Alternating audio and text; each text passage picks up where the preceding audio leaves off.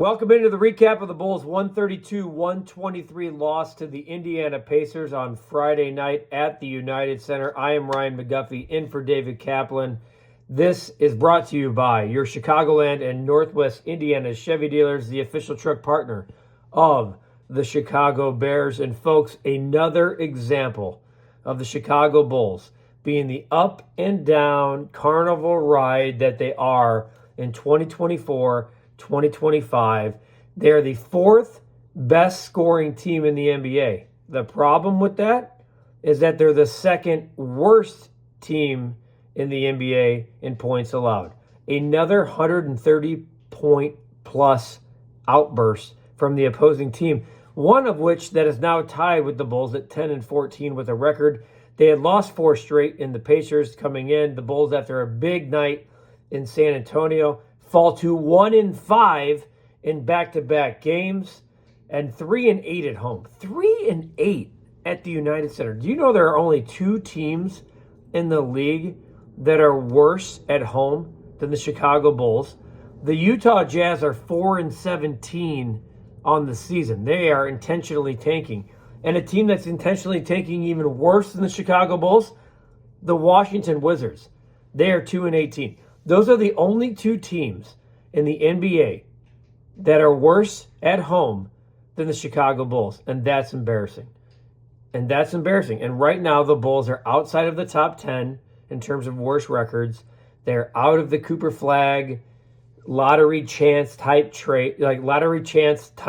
get if they were to hit it big.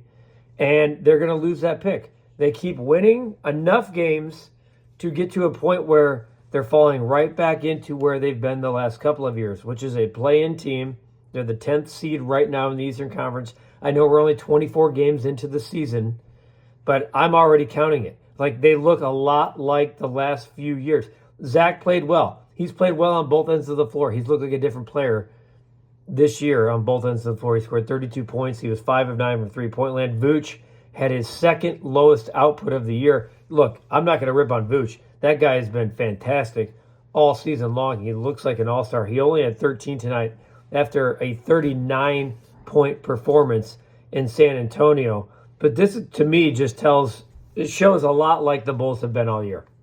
This is a team, I turned them on tonight, and I'm like, it looks a lot like what we've seen. Up, down, up, down, down, down, up, up. It's just who they are. Until they are able to unload some of these guys before the trade deadline, I think the Bulls are going to do just enough to kind of mess it all up and be mired in mediocrity. So for now, the Bulls lose 132-123 to the Indiana Pacers. Again, Zach LaVine, 32 points. Vooch, just 13. This team, folks, they need to trade some of these guys. They need to get rid of Zach LaVine. They need to get rid of Nikola Vucevic. It's easier said than done with the big money that comes attached to them, but there are teams that are going to line up for these type of services come the trade deadline. We'll see where the Bulls end up come the end of the year. 1-5 in back-to-back games, 3-8 at home. Not going to cut it for a team that's serious about winning. 132-123. The Bulls lose to the Indiana Pacers on Friday night at the United Center. I'm Ryan McGuffey. Take that.